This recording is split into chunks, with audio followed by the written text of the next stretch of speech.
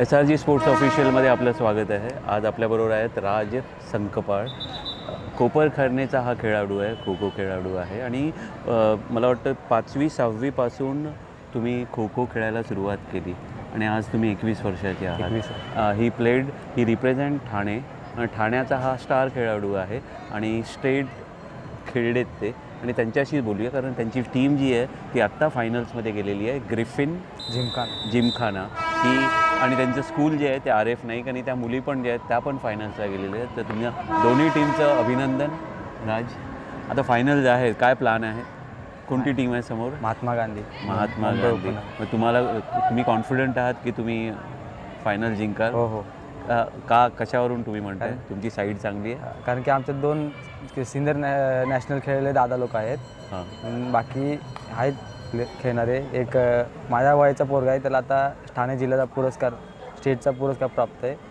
आणि बाकी आम्हाला सपोर्ट करणारे आहेत. अच्छा, म्हणजे तुमची टीम चांगली आहे, तुमचं टीम कॉम्बिनेशन चांगलं आहे, त्यामुळे तुम्ही कॉन्फिडंट आहात की तुम्ही जिंकाल म्हणून फायनल.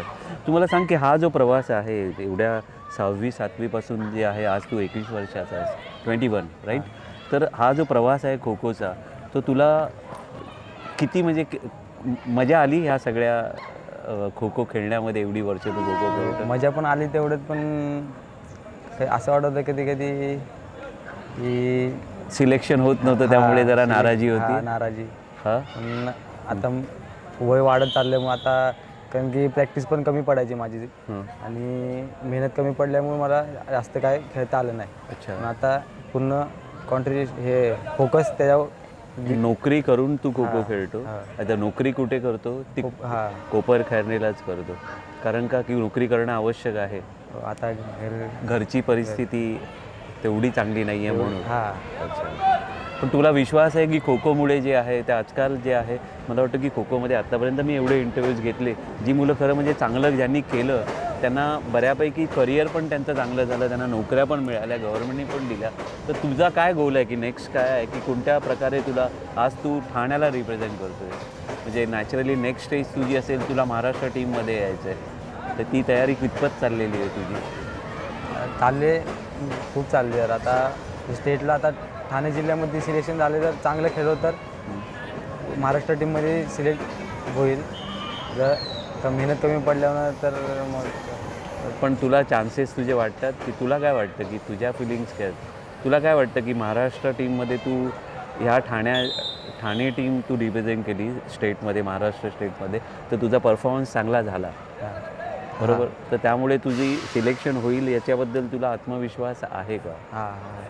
आहे. अच्छा, ठीक आहे. म्हणजे तू मला सांग ना की तुला काय वाटतं काय की तू कॉन्फिडंट आहेस?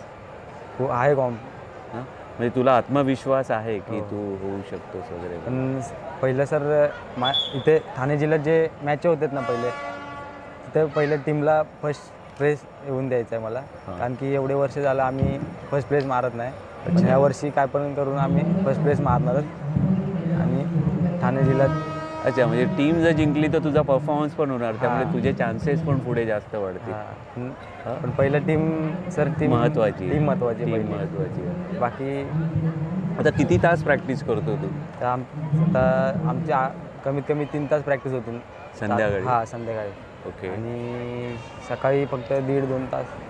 नंतर मग ऑफिस म्हणजे कामाचं काम पण करतो सिन्सिअरली. इव्हेंट मॅनेजमेंटचं. आत्ता तू अभ्यास वगैरे करतोय की आता नोकरीच करतोय सर? नाही, अभ्यास बी माझं कॉलेज इथे नाही आहे, नांदेडला आहे कॉलेज आहे. अच्छा, ओके. तिकडे जाऊन पेपर देऊन इकडे. नाही, आता तू कितवीत आहेस, म्हणजे कोणत्या इयर? सेकंड इयरला आहे. कॉमर्स? नाही, BA. अच्छा, आर्ट्स आहे. ग्रॅज्युएशन तर पूर्ण करणं आवश्यक आहे, कारण ते जास्त महत्त्वाचं आहे. करिअर तर आहे आणि प्रॅक्टिस पण आहे, परंतु खेळाबरोबर तुमचा अभ्यास पण तेवढाच आवश्यक आहे. काय वाटतं? अभ्यास पण आहे, पण सर ग्राउंडवर गेलो ना मन लागत नाही असं. मग ग्राउंडवर गेल्यावर थोडंच तुम्हाला अभ्यास करायचा आहे, ग्राउंडवरून नंतर मग घरी गेल्यावर मग अभ्यास करायचा आहे ना. अभ्यासाकडे एवढं लक्ष लागतच नाही सर. नाही, पण जर तू ग्रॅज्युएट झाला, कमीत कमी ग्रॅज्युएट झाला, तर त्याचा फायदा तुला तुझ्या करिअरमध्ये होणार ना. हो. मला वाटतं की तुला एकच विनंती आहे की खेळाबरोबर आणि प्रॅक्टिस बरोबर ना अभ्यास पण कंटिन्यू ठेव. म्हणजे मला वाटतं सक्सेस जास्त लांब नाही आहे तुझ्यापासून. तू अतिशय चांगला खेळतो आहे. कारण जो काही फीडबॅक आणि मी जे काही पाहिलं त्याबद्दल, तर तू ते प्लीज कंटिन्यू कर. तर डेफिनेटली सक्सेस हे नक्की तुला मिळेल.